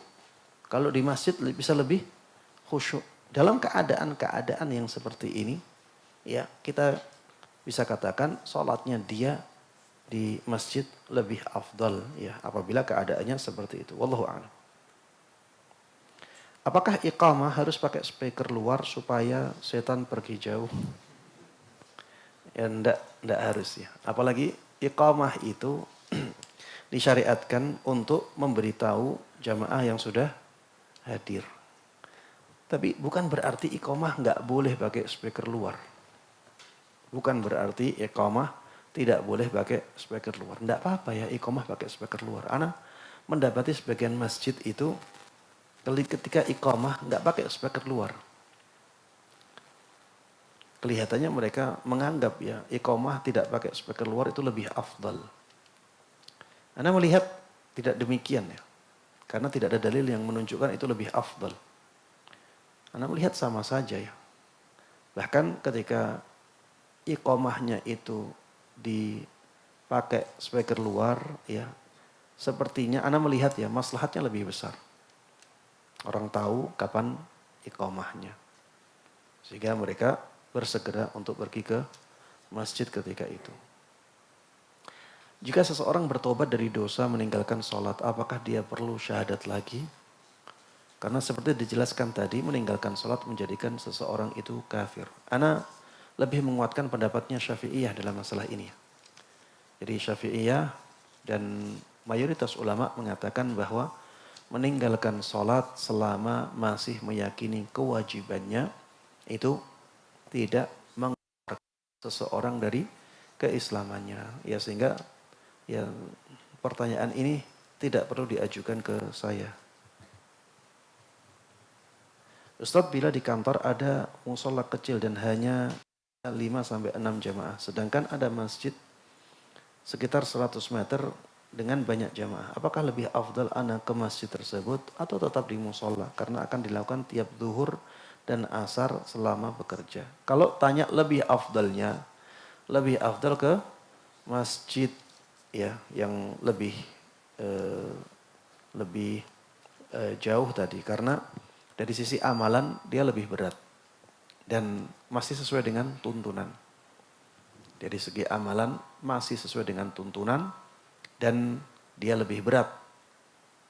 Dan Rasulullah mengatakan kepada Ibunda Aisyah, ajruki ala qadri nasabik. Pahalamu itu akan sesuai dengan jerih payahmu. Ya, selama dua-duanya sesuai dengan tuntunan, maka yang lebih berat amalannya menjadi lebih besar pahalanya. Ya, misalnya ada orang yang rumahnya dengan masjid itu berjarak 10 meter. Dengan orang yang rumahnya dari masjid berjarak 100 meter. Ketika mereka pergi ke masjid, maka pahalanya jelas berbeda. Orang yang rumahnya jauh dari masjid, dia akan mendapatkan pahala lebih besar. Itu keadilan Allah Subhanahu wa taala. Ya, jadi sampai langkah pun dihitung oleh Allah Subhanahu wa taala. Waktu dihitung oleh Allah Subhanahu wa taala. Ini semuanya masuk dalam hisab amalan seorang hamba. Demikian para jemaah sekalian rahimakumullah yang bisa kita bahas bersama pada kesempatan kali ini. Mudah-mudahan Allah Subhanahu wa taala menjaga kita terus di atas sunnah Nabi sallallahu alaihi wasallam hingga ajal menjemput kita semuanya. Dan mari kita tutup kajian ini dengan doa yang sering digunakan untuk menutup majlis oleh Rasulullah sallallahu alaihi wasallam. Allahumma qsim lana min khasyatika ma tahulu bihi bainana wa baina ma'siyatik wa min ta'atika ma tuballighuna bihi jannatak wa min al-yaqini ma tuhawwinu bihi alaina musibatid dunya wa matti'na bi asma'ina wa absarina wa quwwatina ma ahyaytana waj'alhu al-waritha minna waj'al fa'rana 'ala man zalamana wansurna 'ala man 'adana wa la taj'alid dunya akbar hammina wa la mablagha 'ilmina wa la tusallit 'alaina bi dhunubina man la yarhamuna. Amin amin ya rabbal alamin. Wa sallallahu wa sallama wa baraka ala nabiyyina Muhammadin wa ala alihi wa sahbihi wa man tabi'ahum bi ihsanin ila yaumiddin. Wa subhanakallahumma wa bihamdik asyhadu an la ilaha illa anta astaghfiruka wa atubu ilaik. Assalamualaikum warahmatullahi wabarakatuh.